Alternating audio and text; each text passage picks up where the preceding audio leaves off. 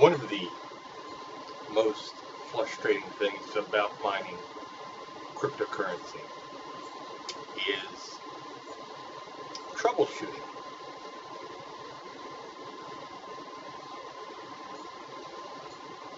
They are electronic components, so they're going to wear out, like your television wears out, or the battery on your car stops working.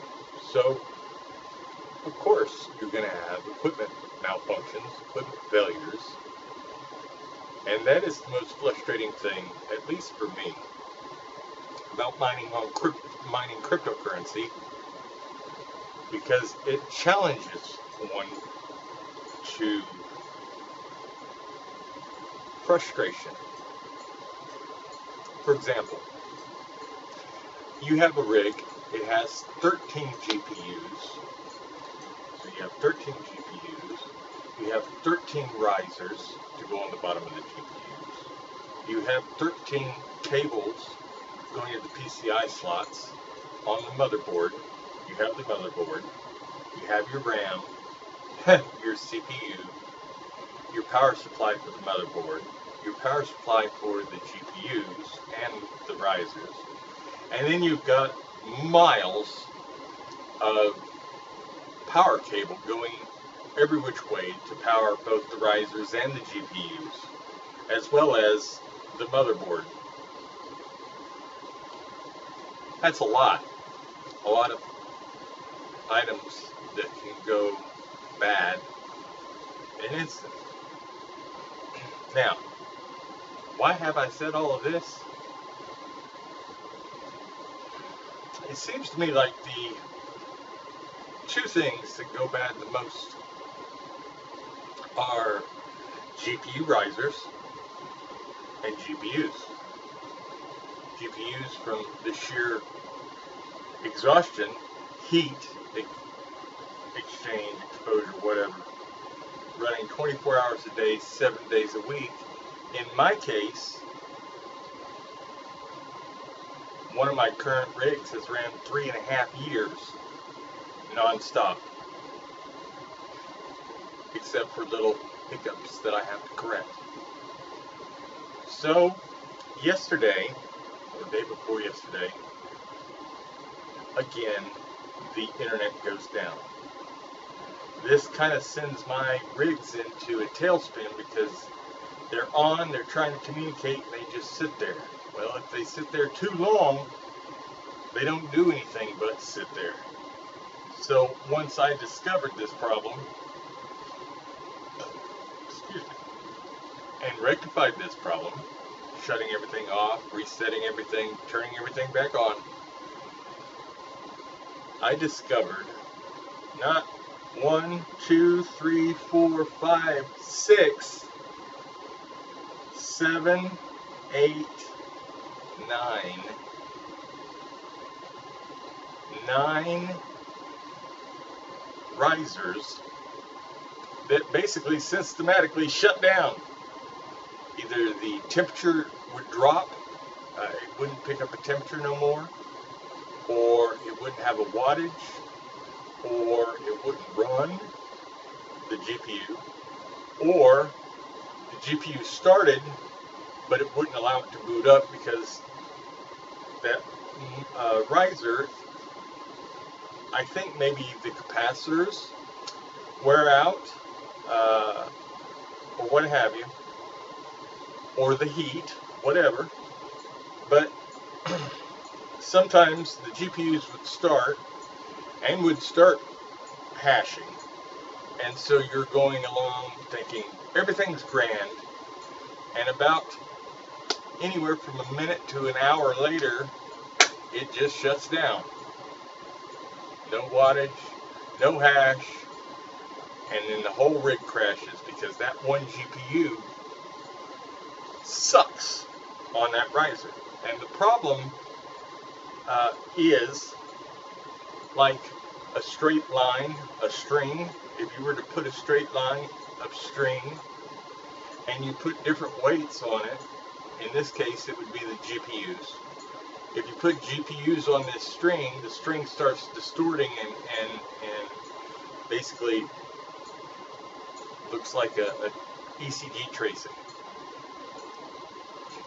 And when a riser goes bad or starts going bad or has intermittent problems because it is whatever, not working at 100% capacity, that riser drops the GPU, or alternately will make another GPU drop because that string is going across, and this one, say, has some power problems. So when it does a power draw for whatever reason, or power push, it affects everything in the line that's on that same power grid. So that is a very frustrating thing for me. Of course, it is a little more frustrating that prices are so expensive on this very cheap electronic equipment, but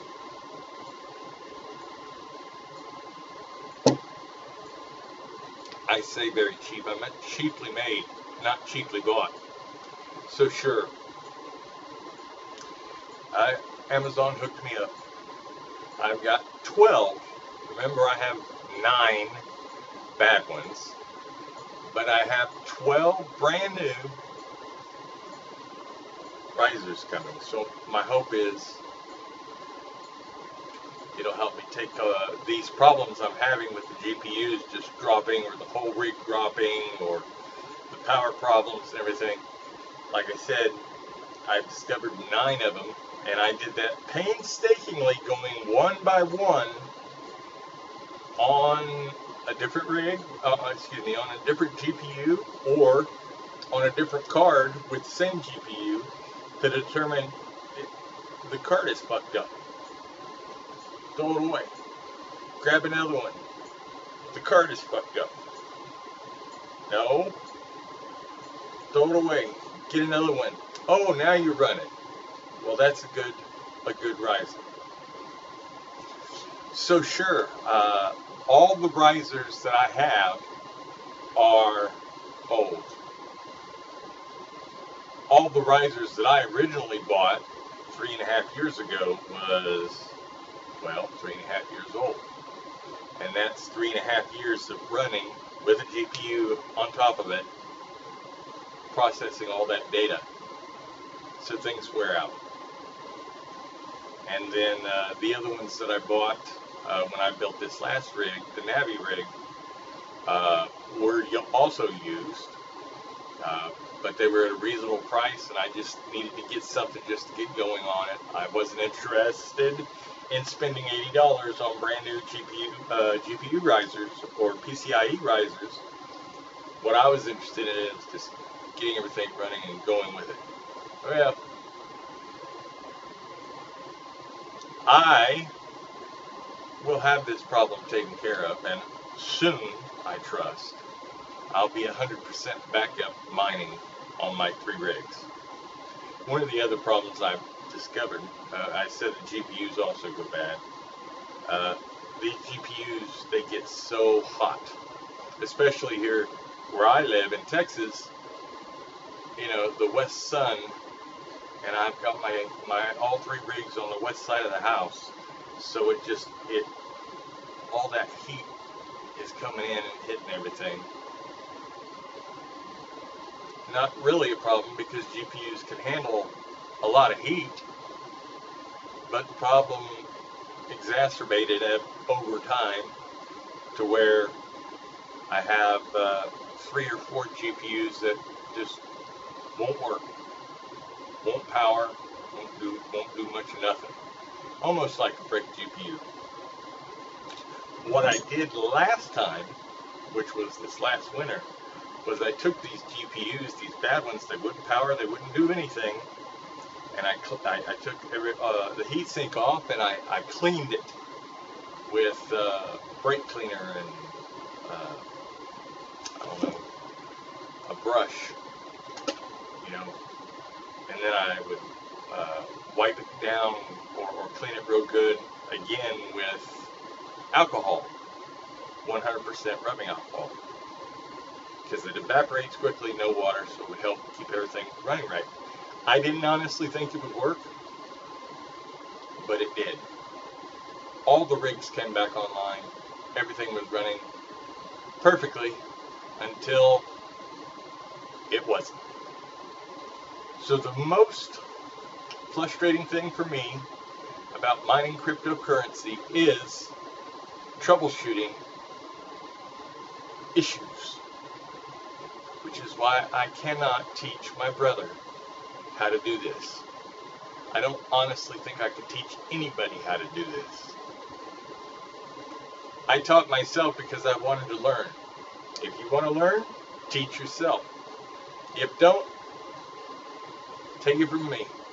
That is the most frustrating thing about crypto mining.